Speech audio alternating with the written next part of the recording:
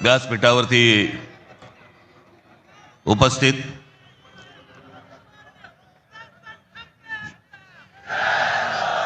शिवसेनेचे पक्षप्रमुख उद्धव ठाकरे,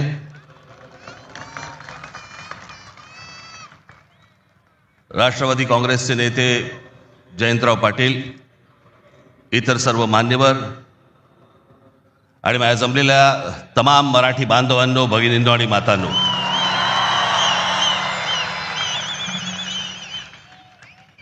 खरं तर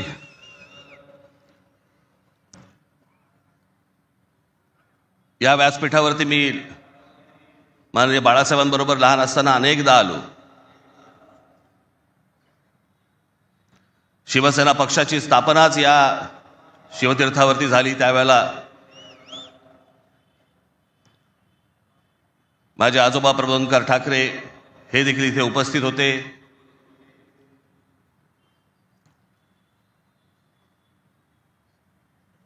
माझे वडील श्रीकांत ठाकरे हे देखील उपस्थित होते.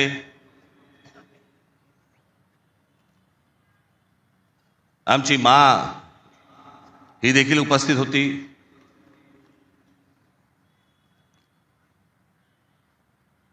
खरं आज या क्षणाला हे दोन भाऊ एकत्र आल्यानंतर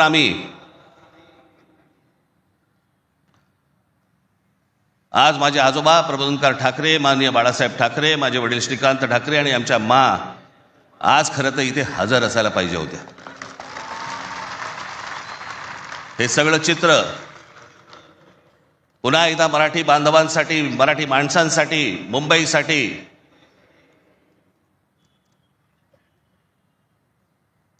हा आम्ही दोन भावांनी उभारलेला सगळा लढा इथे नसले तरी वरून पाहत असतील.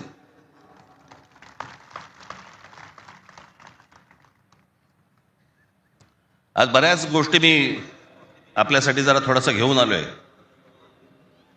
जाताना पोट भरून जा.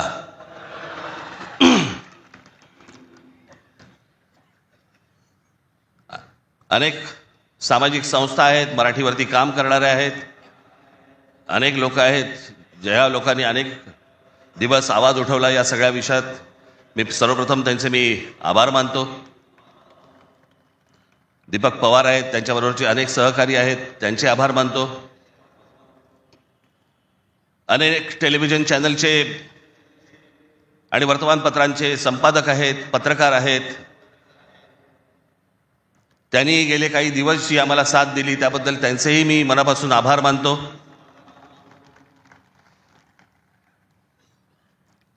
खरं तर मी 20 वर्षानंतर पहिल्यांदा युती करतोय.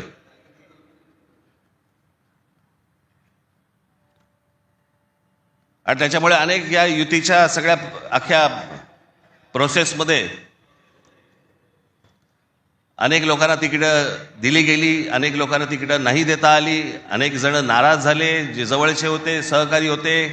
काही जणांना वाटलं दुसऱ्या पक्षात जावं, काही नाराज झाले, काही रागावले, काही गोष्टी झाल्या, होतात. त्याला काय, आमच्या पण हातात काही गोष्टी नसतात.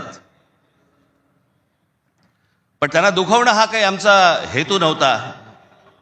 पण तरी मी त्या सर्वांची, जर दुःखी झाले असतील, नाराज झाले असतील, त्या सर्वांची मी दिलगिरी व्यक्त करतो.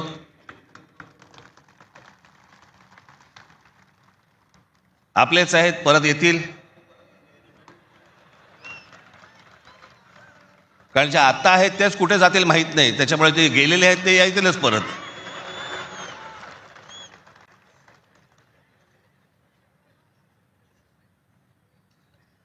त्याच्यामुळे ह्या सगळ्या गोष्टींमध्ये मी त्यांना समजू शकतो. मुळात मी आणि उद्धव आम्ही दोघेजण एकत्र येण्याचं सगळ्यात महत्त्वाचं कारण म्हणजे या मुंबईवरती आलेलं संकट. मी गेले अनेक वर्ष या सगळ्या विषयांमध्ये बोलत आलो. गेले अनेक वर्ष मी माझ्या भाषणांमधनं हे सगळे मुद्दे मांडत आलो की कशा प्रकारचा डाव रचला जातोय. आणि मग मध्यंतरी या राज्य सरकारने हिंदी सक्तीचा विषय आणला.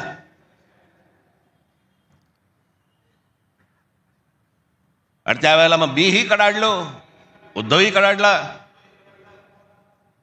आणि त्या सगळ्या याच्यामध्ये त्याच्या अगोदरच माझी एक मुलाखत झाली आणि त्याच्यामध्ये मी सांगितलं होतं की कुठच्याही वादापेक्षा आणि कुठच्याही भांडणापेक्षा महाराष्ट्र मोठा आहे.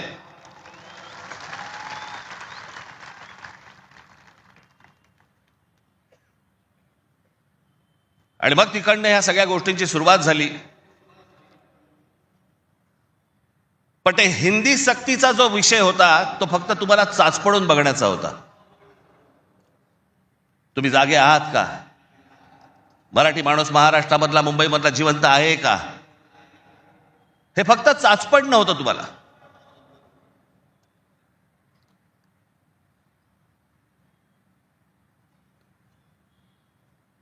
(2024)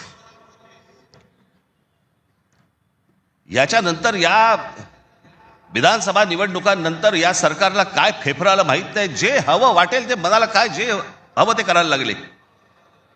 आली कुठून हिंमत?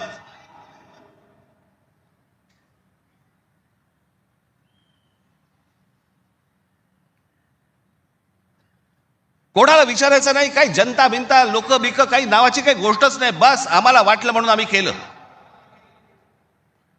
हे कोण आहेत लोक? कोण आहे महाराष्ट्रातील जनता?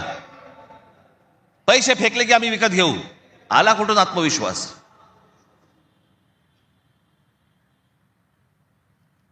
इतकी वर्ष मी आता राजकारण बघतोय. काँग्रेसची लोक सत्तेवरती होती, अनेक लोक सत्तेवरती होते, परंतु ते लोकांना घाबरून असायचे, जनतेला घाबरून असायचे. आता घाबरणं बिबरणं काहीच नाही. गृहीत धरून टाकलं तुम्हाला. कुठून येतात मतं ह्यांच्याकडे, कशी येतात, काय येतात, याचा लढा तर बाकीच्या ठिकाणी सगळ्या ठिकाणी सुरूच आहे. ते बोगस वोटर आणि ते ईव्हीएम मशीन पासून सगळ्या गोष्टी सुरू आहेत. पण ह्याच्यामध्ये सगळ्यात महत्वाची गोष्ट बघा, आता उद्दामपणा कुठपर्यंत गेला यांचा. अकोटमध्ये भाजपने एमआयएमशी युती केली. बदलापूरमध्ये भाजपने काँग्रेस बरोबर युती केली. 66 जण बिनविरोध निवडून आले. बिनविरोध म्हणजे तिकडच्या मतदारांचा अधिकारच काढून टाकला. ते मतदानच नाही करू शकत. आज 66 आहेत. हे पुढे आकडे वाढत जाणार. त्याला कळलंय की काय प्रकारचे आपण कशा प्रकारे लोकांना विकत घेऊ शकतो. वाईट या गोष्टीचं वाटतं विकले जातात. तुळजापूरमध्ये विनोद गंगणे नावाचा एक ड्रग्ज मधला रॅकेट मधला एक माणूस, ड्रग्ज रॅकेट मधला, त्याला भाजपने तिकीट दिलं. ड्रग्ज विका, काही विका, पुढच्या पिढ्या बर्बाद करा, काही फरक पडत नाही. पण ड्रग रॅकेट मधला एक माणूस, त्याला भारतीय जनता पक्षाने तिकीट दिलं तुमच्या नाकावर टिचून. तो एक आता बदलापूरला तुषार आपटे, बलात्काराच्या केसमधला आरोपी, बलात्काराच्या, सगळ्यांना माहिती आहे, नगरसेवक केलं. लहान मुलींच्या वरती बलात्काराचा आरोप असलेला माणूस, त्याला भारतीय जनता पक्षाने नगरसेवक. आली कुठून हिंमत? ज्यावेळेला वेडावागड्या पद्धतीने ज्यावेळेला निवडणुका जिंकण्याचं यंत्र किंवा तंत्र हे ज्यावेळेला हस्तगत होतं ना, त्याच वेळेला हा उद्दामपणा येतो, ही मस्ती येते ना, हा माज येतो ना, हा त्याच्यातनं येतो.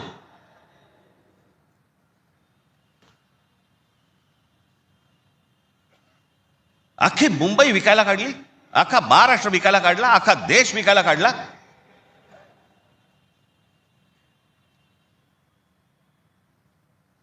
आपल्यासमोर काय वाढून ठेवलंय आपल्याला अंदाज पण नाही. मी तुम्हाला हे सांगतोय, मला 2024 साली मला एक व्यक्ती भेटली.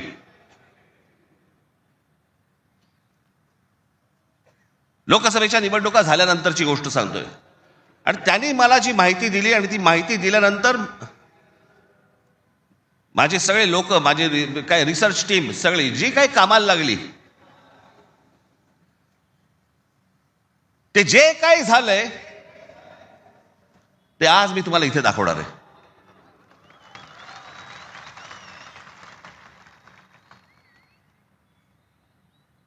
आणि मला असं वाटतं की मी आज जे दाखवणार आहे याच्यानंतर जर समजा आपल्याला भीती नाही वाटली तर मला असं वाटतं या देशात निवडणुका न लढवलेल्याच बऱ्या.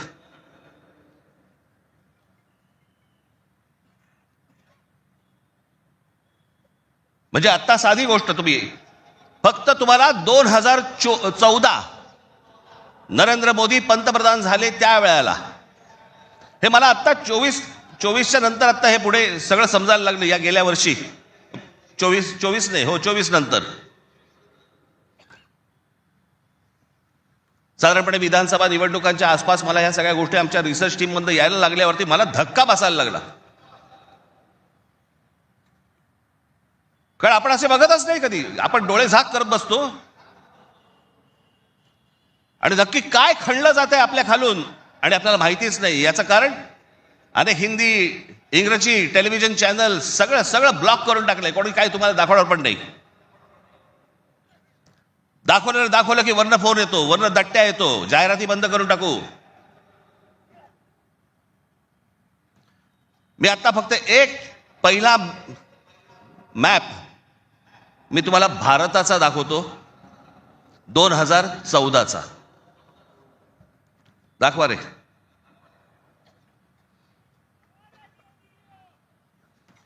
हा आहे 2014चा गौतम अडानी यांचे प्रोजेक्ट्स किती होते हे तुम्हाला दाखवणार आहे. 2014ला पंतप्रधान नरेंद्र मोदी पंतप्रधान व्हायच्या अगोदर गौतम अडानी कुठे होते आणि आता पुढचं फक्त बघत राहा की आता 2024-25ला गौतम अडानी आता कुठे आहेत. फक्त सरकारच्या आशीर्वादाने. आणि तुम्हाला जर नाही धक्का बसला तर मला सांगा जरा, दाखवा.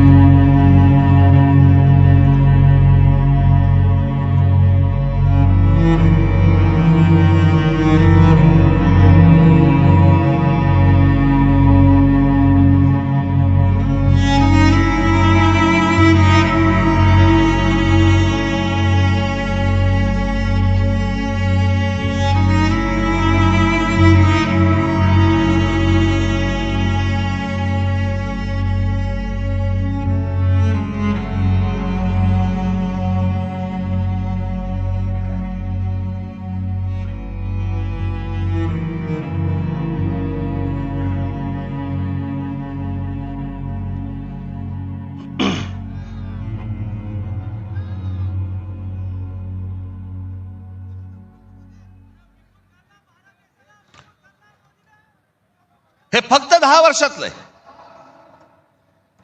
जगामध्ये असा एकही माणूस नसेल जो 10 वर्षामध्ये इतका श्रीमंत झाला. मला कुठच्या उद्योगपतीने उद्योग करू नये या मताचा मी नाहीये, इतका दळभद्री विचार माझा नाहीये. पण या देशामध्ये इतके उद्योगपती असताना एका माणसावरती इतकी मेहरबानी या देशामध्ये होते, मी जगात तर दाखवतच नाही अजून. फक्त 10 वर्षामधली गोष्ट, ही 10 वर्षातली. एकाच माणसाला सगळ्या गोष्टी दिल्यात, वीज दिली, सिमेंट बनवण्याच्या उद्योगामध्ये गौतम अडाणी हा माणूस कधी नव्हताच 2014च्या अगोदर. आज देशातला 2 नंबरचा सिमेंटचा व्यापारी येतो. उद्या माणसाने समजा उद्या वीज बंद केली, आम्ही अंधारात. सिमेंट महाग केलं, काही बोलू शकणार नाही. सगळी पोर्ट्स खालपासून वरपर्यंत सगळी पोर्ट्स अदानीना, सगळी विमानतळं अदानीना. महाराष्ट्रात काय परिस्थिती एकदा बघा, महाराष्ट्राचा फक्त एकदा दाखवा.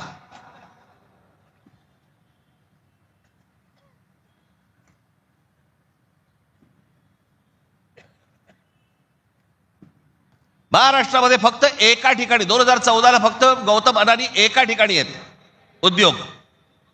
2025ला बघा.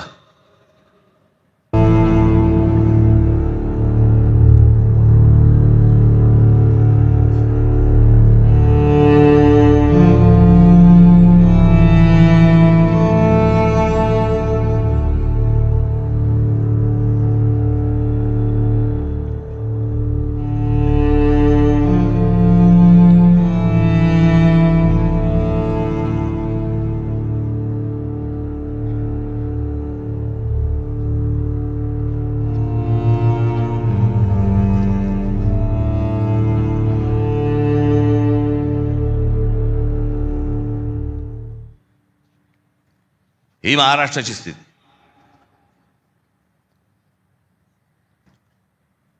आणि मी जे सतत सांगतो ना, हा जो MMR रिजन मुंबई, या मुंबईवरती मी आता फक्त तुम्हाला वाचून दाखवणार आहे. या फक्त MMR रिजन मध्ये काय फक्त केलंय तेवढं फक्त बघून घ्या. मुंबई महानगर क्षेत्रात अदानी 29 जून 2018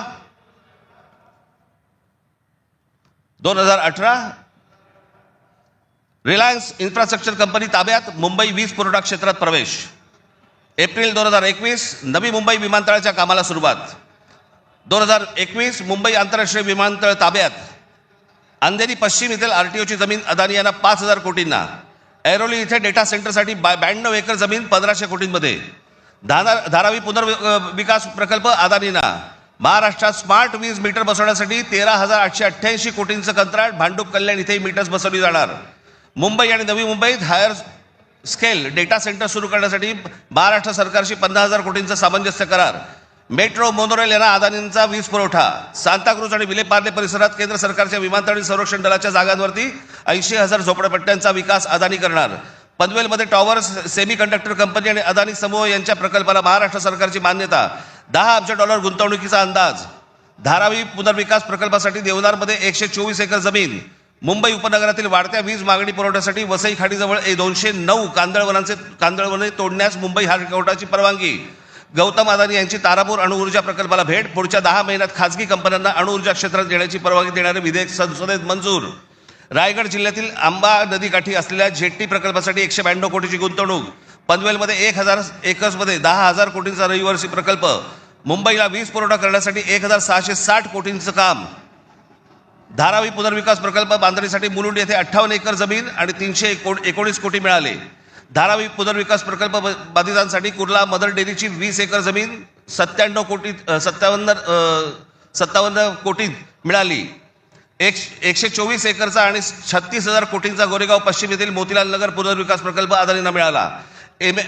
MIDCने तळोजा येथे 400 एकर नंतर आणखी 159 एकर जमीन दिली. बांद्रे रेक्लेमेशन पुनर्विकास प्रकल्प 24 एकर 30,000 कोटींमध्ये मिळाला. पालघर डहाणू येथे अदानी वीज प्रकल्प. अदानी नवी मुंबईत सेमीकंडक्टर प्रकल्प सुरू करणार. वसई येथील तुंगारेश्वर अभयारण्यातील जमीन अदानी इलेक्ट्रिसिटीला. टिटवाळा, मोहने, आंबिवली शहरात येथील अदानी सिमेंट फॅक्टऱ्या. वाढवण येथे बंदर उभारण्यासाठी अदानी समूह उत्सुक. महाराष्ट्र सरकारशी सामंजस्य करार. वाढवण येथे विमानतळ उभारण्यासाठी अदानी समूह उत्सुक.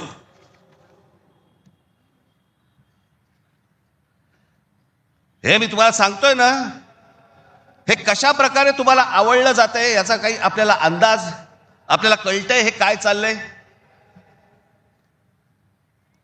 आता हा सगळा वाढवणला आता बंदर येतंय म्हणून मी म्हटलं बंदर येत असेल चांगली गोष्ट आहे. महाराष्ट्रात बाजूला विमानतळ कशासाठी तर म्हणे मुंबई विमानतळावरचा सगळा कार्गो तिकडे नेणार. आणि नवी मुंबई विमानतळ जे बांधलंय इथून इंटरनॅशनल आणि डोमेस्टिक या आपल्याकडच्या इकडच्या विमानतळावरनं, छत्रपती शिवाजी महाराज आंतरराष्ट्रीय विमानतळावरनं डोमेस्टिक आणि इंटरनॅशनल नवी मुंबईला नेणार. ही प्रोसेस हळूहळू सुरू झालेली आहे. आणि पुढे हा संपूर्ण विमानतळ विकायला काढणार. या शिवाजी पार्क मैदान एवढी जवळपास 50 ते 60 शिवाजी पार्क मैदानं बसतील एवढा प्लॉट आहे तो, धारावीला लागून. अशी नाही ना मुंबई आम्हाला मिळवत आहेत. आम्ही बदा पैसे ओततो, जमिनी विकत घेतो, जमिनी सगळ्या काढून घेतो. आणि इकडच्यांचं काय घेऊन बसलोय आपण, या सरकारमध्ये बसलेत त्यांचं. ते काहीतरी करू शकतात का? काहीच नाही करू शकत. मी मागे एक उदाहरण दिलं होतं ना, बादशाच्या हातावरचा ससाणा असतो नाही का, जो ससाणा पक्ष्यांनाच मारून आणतो. स्वतः पक्षी आहे पण तो पक्ष्यांनाच मारून आणतो. पु ल देशपांडेचं एक फार छान वाक्य आहे की स्वकीयांचा घात करणारी औलाद ही काय फक्त पक्षांमध्ये नसते, मला तर आता कळले राजकीय पक्षांमध्ये आली आहे.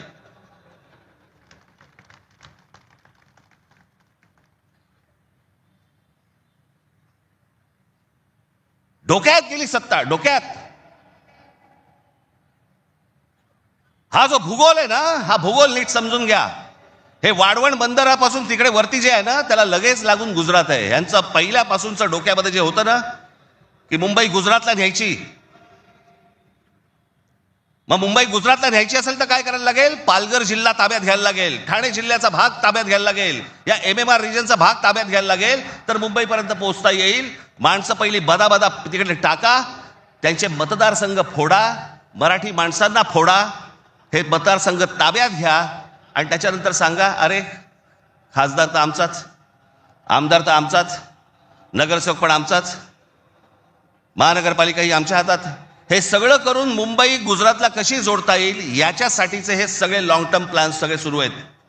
आणि आम्ही बेसावत, आमच्यामध्ये जातीपातीमध्ये भांडणं लावली जात आहेत. हा मराठा, हा OBC, हा अजून कोणी.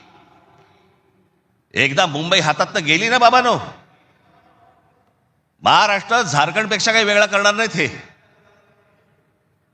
मुंबई ही तुमची राजधानी आहे, मुंबई ही तुमची ताकद आहे. पण जो मस्तवालपणा जो अंगामध्ये शिरलेला आहे यांच्या, की आम्ही काहीही करू, कुठूनही मतं आणू, जे यांनी विधानसभेला केलं तेच करण्याचाही आत्ता पण प्रयत्न करणार. आमच्यावरती भ्रष्टाचाराचे आरोप करतायत. काय बोलताय काय तुम्ही? देवेंद्र फडणवीस ज्यावेळेला मुख्यमंत्री होते त्यावेळेला यांनी छगन भुजबळांना जेलमध्ये टाकलं होतं, हो की नाही? आता मांडीला मांडी लावून बसलेत. अजित पवारांचे बैलगाडीभर पुरावे घेऊन गेले होते.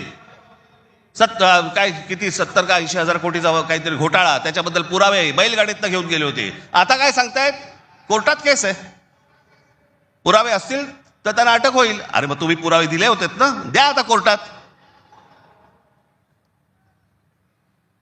ही सगळी बाहेरून सगळी माणसं आणायची, इथे भरायची, तुमचा टक्का कमी करायचा, तुमचं अस्तित्व घालवायचं. इथे येऊन ह्यांची माणसं मिळणार, इथे उत्तर भारतातलं माणसं येणार आणि म्हणणार इथे तुम्हाला. काल एक कोणतरी उत्तर भारतातला माणूस बोलवता म्हणे, मुंबईमध्ये म्हणे नोकऱ्या जर घ्यायच्या असतील महानगरपालिकेमध्ये तर इथल्या स्थानिकांना, उत्तर भारतीय लोकांना दिल्या पाहिजेत.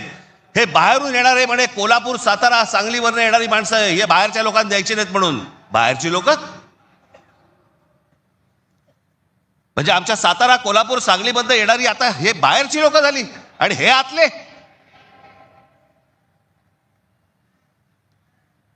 कृपाशंकर सिंग सारखा माणूस, यांचा नेता भारतीय जनता पक्षाचा, तो म्हणतो काय, उत्तर भारतीय महापौर करू, महापौर करू.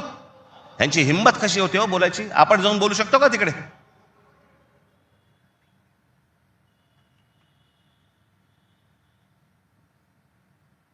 याचं कारण तुम्ही एकत्र येऊच नाही, याच्यासाठीचा बंदोबस्त यांनी केलेला आहे. म्हणून काय करायचं, पैसे टाका, माणसं फोडा. यांचं मुंबईवरचं लक्ष उडालं पाहिजे, महाराष्ट्रावरचं लक्ष उडालं पाहिजे. हे मराठी म्हणून कधी एकत्र येताच कामा नाहीत. आणि मग आपल्याला जे साध्य करायचंय,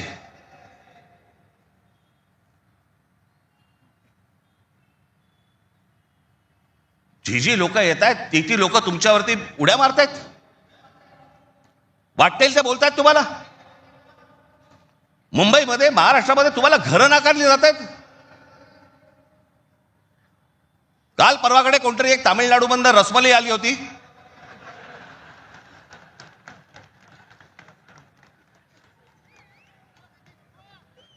तो सांगतो मुंबईचा आणि म्हणजे महाराष्ट्राचा संबंध काय? भडव्या, तुझा काय संबंध आहे इथे यायचा?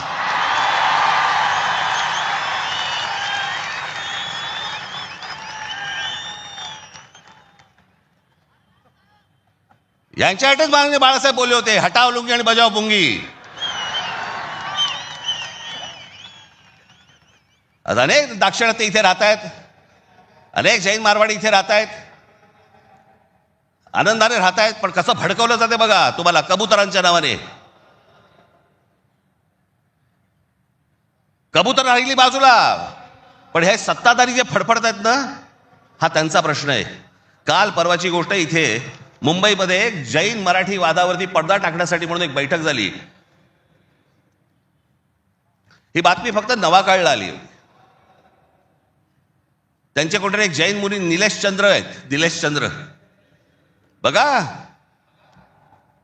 ते जैन मुली निलेश चंद्र काय सांगतायत, तर कबुतरे खाणे आणि मांसावरून मराठी जैन समाजात पेटलेला वाद मिटवण्याची जबाबदारी मुख्यमंत्री देवेंद्र फडणवीस यांनी भाजपा मंत्री मंगल प्रभात लोढा यांना दिली. मात्र मंगल प्रभात लोढा यांनी हा वाद मिटवला नाही, तर ह्या समाजामध्ये जास्तीत जास्त भांडणं कशी लागतील हे पाहिलं. म्हणजे मराठी माणसापासून गुजराती बाजूला करायचे, आता ही लुंगी अंडी इकडनं तामिळ बाजूला करायचे, अजून कोणतरी युपी मधनं बोलवायचा, त्याच्यात अजून ते बाजूला करायचे. तुम्हाला या महाराष्ट्रामध्ये, मुंबईमध्ये एकट्यात पाडायचं. एकटे असलो तरी काफी होत.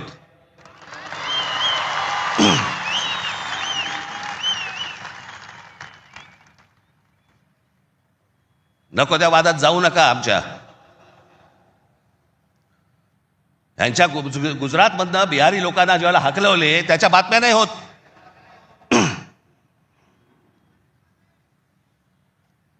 ज्याने बिहारी लोकांना तिकडनं हाकलवले, जवळपास 10 का 20 हजार लोकांना हाकलून दिले बिहारमधनं, भारतीय जनता पक्षाने त्याला तिकीट दिलं,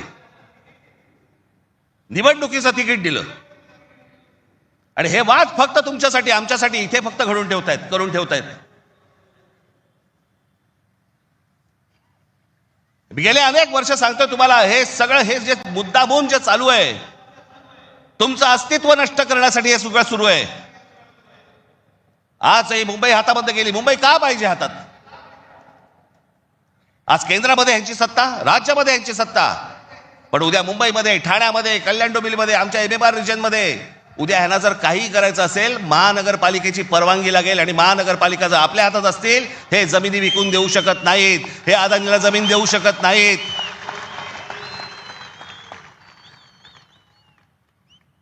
ही गोष्ट ते करूच शकत नाहीत. हा धोका काय होता ना बाबांनो, मी फक्त वेळ कमी आहे, परंतु मी आपल्याला एक धोका, हा किती वर्षांपूर्वी आमच्या बाबासाहेब आंबेडकरांनी, आमच्या बाबासाहेबांनी मांडलेला तुम्हाला फक्त एक गोष्ट वाचून दाखवतो, जी मी 2008 ला वाचून दाखवली होती. बाबासाहेबांनी काय त्यावेळेला मांडलं होतं हे तुम्हाला आज कळेल. मी काय सांगतोय तुम्हाला ते. उत्तर प्रदेश आणि बिहार यांच्यासारखी राज्य निर्माण करून हे बघा, हे पुस्तक आहे भाषिक राज्य पुनर्रचना मीमांसा, आपल्याला कुठे मिळालं तर आपण जरूर वाचा. उत्तर प्रदेश आणि बिहार यांच्यासारखी राज्य निर्माण करून राज्य पुनर्निर्माण मंडळाने केवळ तौलनिक विषमता निर्माण केली एवढेच नव्हे, तर उत्तर भारत आणि दक्षिण भारताचे दोन तट निर्माण केले. उत्तर भारतात हिंदी भाषेचं प्राबल्य आहे, उलट दक्षिण भारतात हिंदीशी संबंध नसलेल्या भाषा बोलल्या जातात. मला खरं तर आपल्याला सांगायचं आहे की युपीच्या आणि बिहारच्या लोकांनी पहिल्यांदा नीट समजून घ्या, बाबांनो, हिंदी ही तुमची पण भाषा नाही. युपीच्या लोकांची भोजपुरी भाषा आहे, बिहारच्या लोकांची मैथिली भाषा आहे, अवधी भाषा आहे. हिंदी भाषा तुमची पण नाही आहे. माझा कुठच्या भाषेवर राग नाही, परंतु तुम्ही आमच्यावरती लादणार असाल तर लाथच मारू. हिंदी भाषिकांची संख्या किती मोठी आहे याची बहुतेक कोणालाही दखल नाही. भारताच्या एकूण लोकसंख्येच्या 48% लोकसंख्या ही हिंदी भाषिक म्हणजे त्या भागाची आहे. माझ्याकडे घटना निर्मितीचे काम होते त्यावेळी एक गुपित घटना मी नमूद करू इच्छितो. अर्थात गुपित भंगाचा आरोप माझ्यावरती येणार नाही अशी अपेक्षा आहे. काँग्रेस पक्षाच्या एका बैठकीतील हे गुपित आहे. हिंदी ही राष्ट्रभाषा म्हणून स्वीकारण्यासंबंधी ही चर्चा होती. घटनेचे 115वे कलम राष्ट्रभाषेसंबंधी आहे. या कलमावरती जेवढी गरमागरम चर्चा व्हायला झाली तेवढी इतर कोणत्याही कलमावरती झाली नाही. प्रदीर्घ चर्चेनंतर हे कलम माताच टाकले आणि काय आश्चर्य, 78 विरुद्ध 78 असे मतदान झाले. कुठलाच निर्णय घेणे शक्य झाले नाही. या वस्तुस्थितीमुळे दक्षिण भारताचा उत्तर भारतावरती किती कटाक्ष आहे हे तुमच्या लक्षात येईल. उत्तर भारत संलग्न झाला आणि दक्षिण भारत विच्छिन्न राहिला आणि राजकारणात हिंदी व उत्तर भारताचे वर्चस्व असेच चालू राहिले तर परस्पर द्वेषभाव निर्माण झाला नाही तरच नवल. केंद्रीय सरकारात एका राज्याला दुसऱ्या राज्यावरती अशा आगंतुकपणे वर्चस्व चालू देणे धोक्याचे आहे. घटक राज्ये समतोलाची राखण्यास केंद्रीय शासनामध्ये काही तरतूद नसल्यामुळे नवनिर्मित बिजोड राज्यांमुळे 5 प्रदेशांखेरीज इतर राज्यात अविश्वास आणि असंतोष निर्माण होईल. सध्याच्या केंद्रीय शासन पद्धतीमुळे भारताच्या राजकारणात उत्तर प्रदेश इतर राज्यांहून प्रबळ ठरेल ही भीती केवळ दक्षिण भारतीयांचीच नसून पंजाब, बंगाल व इतर राज्यांनी व्यक्त केलेली आहे आणि ही भीती निराधार आहे असे कोणीही छातीरोखपणे सांगू शकत नाही. या भीतीचे निराकरण केले नाही आणि आत्ता विशेष उपाययोजना केली नाही तर ही भीती राष्ट्रीय ऐक्यास घातक ठरल्याशिवाय राहणार नाही. हे सत्य कोणी लपवू शकत नाही. आमच्या परमपूज्य डॉक्टर बाबासाहेब आंबेडकरांनी तेव्हा लिहून ठेवलंय की हे किती घातक आहे ते. हे काय चाल चालू आहे तुमच्या विरोधात, हे काय प्रकारचं षडयंत्र सुरू आहे. जो इतका बलवान महाराष्ट्र, इतका सुसंस्कृत महाराष्ट्र, या देशाला दिशा दाखवणारा महाराष्ट्र,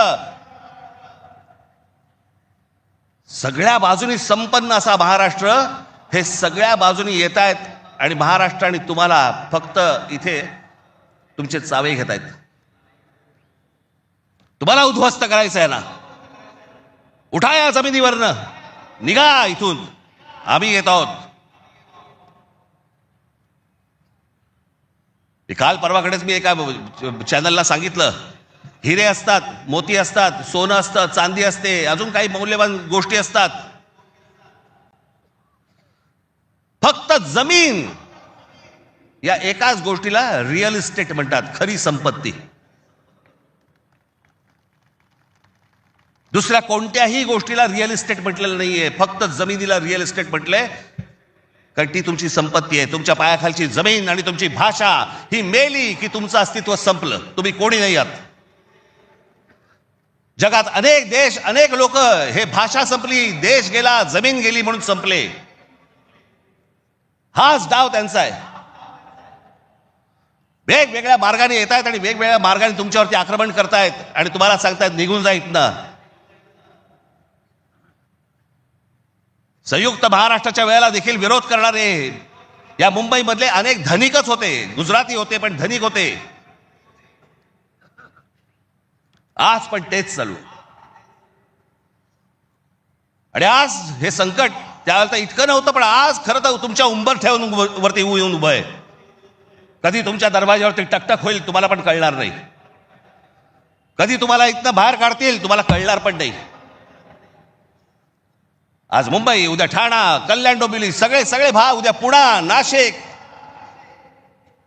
जे जे चांगलं आहे, आज कोकणपट्टी अख्खी रिकामी करतायत. जमिनीच्या जमिनी विकत घेतल्या जात आहेत. मी त्यावेळेला त्या बुलेट ट्रेनला विरोध केला होता. आजही माझा विरोधच आहे. कुठे चालली आहे बुलेट ट्रेन? बुलेट ट्रेन फक्त बघा, ही बुलेट ट्रेनचं स्टेशन, शेवटचं स्टेशन गुजरातमध्ये चाललंय, जिकडे गिफ्ट सिटी उभी केली आहे. Gift city Ahmedabad bullet train station पासून 90 किलोमीटरवर ढोलेरा नावाचं एक पूर्ण नवीन शहर बसवलं जातंय. ढोलेरा नावाचं एक पूर्ण नवीन, हे शहर 903 स्क्वेअर किलोमीटरचं आहे, म्हणजे मुंबईपेक्षा 1.5 मोठं. आणि तिथे वेदांत आणि फॉक्सकॉनची 1.5 लाख करोडची सेमी कंडक्टर प्रोजेक्ट्स येत आहेत.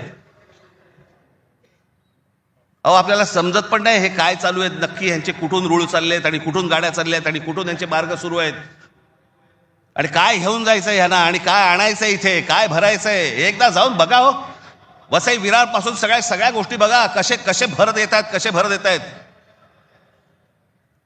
तुम्हाला घरं नाकारणार, ह्यांना सगळ्यांना घरं मिळणार. तिकडनं बाहेरच्या राज्यातनं गुजरातमध्ये येणार, ह्यांना घरं मिळणार, तुम्हाला नाकारणार.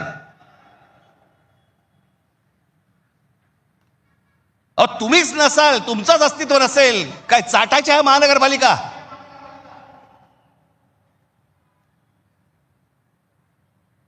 काय उपयोग आहे या गोष्टींचा? आम्ही भले आमच्या वचननाम्यामध्ये सांगितलेल्या अनेक गोष्टी आहेत ज्या उत्तम करू, उत्तम शहर करू, चांगल्या गोष्टी करू. मला असं वाटतं उद्धव ठाकरे आपल्या भाषणामध्ये या गोष्टी सांगतीलच. अरे पण तुम्ही असायला पाहिजेत ना त्याच्यासाठी. तुमची काय किंमत करून ठेवली आहे लोकांनी? कोण महाराष्ट्रामधला मराठी माणूस पैसे फेकले की विकला जातो? ही आपली किंमत. आणि ही बोली लावणारे कोण? आमचेच. दुसऱ्यांच्या हातावरती बसून त्यांचा उद्देश साध्य करण्यासाठी आमचे लोक हे आमच्या लोकांना फोडतायत. काय दुर्दैव आहे बोला. या अशा परिस्थितीमध्ये ही आजची निवडणूक होते आहे. ही मराठी माणसासाठी शेवटची निवडणूक आहे. आज जर चुकलात, कायमचे मुकलात म्हणून समजा. आज जर तुमच्या हातात ही शहरं गेली, त्यांच्या हातामध्ये गेली, उद्या राजानं मारलं आणि पावसानं झोडलं, तक्रार कोणाकडे करायची? आज इतर राजकीय पक्षांमधले पण जे मराठी लोक आहेत, माझं त्यांनाही आव्हान आहे, सोडा ते सगळं. या मराठी माणसासाठी एक व्हा, या मुंबईसाठी एक व्हा, या महाराष्ट्रासाठी एक व्हा.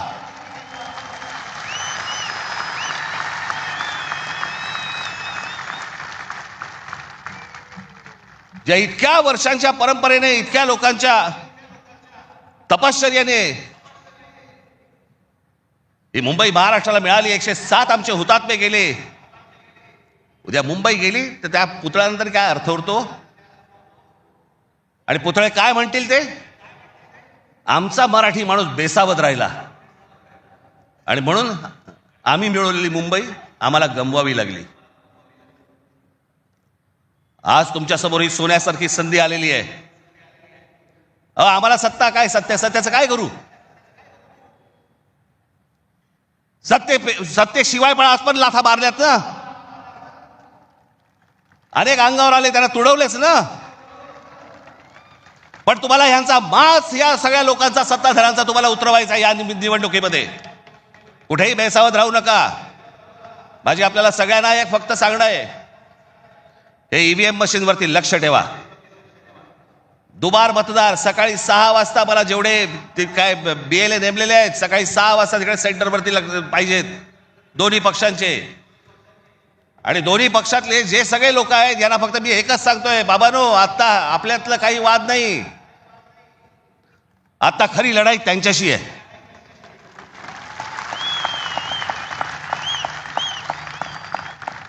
आपण भांडत राहावं हेच त्यांना पाहिजे. त्यांना जे हवं ते आपण नाही द्यायचंय, आपल्याला जे हवं तेच आपण केलं पाहिजे. आणि म्हणून तिकडे आपल्याला जाता तर एवढंच सांगेन की सतर्क राहा, बेसावध राहू नका. आणि जर दुबार मतदार जर तिकडे आला, सकाळी 7 वाजता फोडून काढा.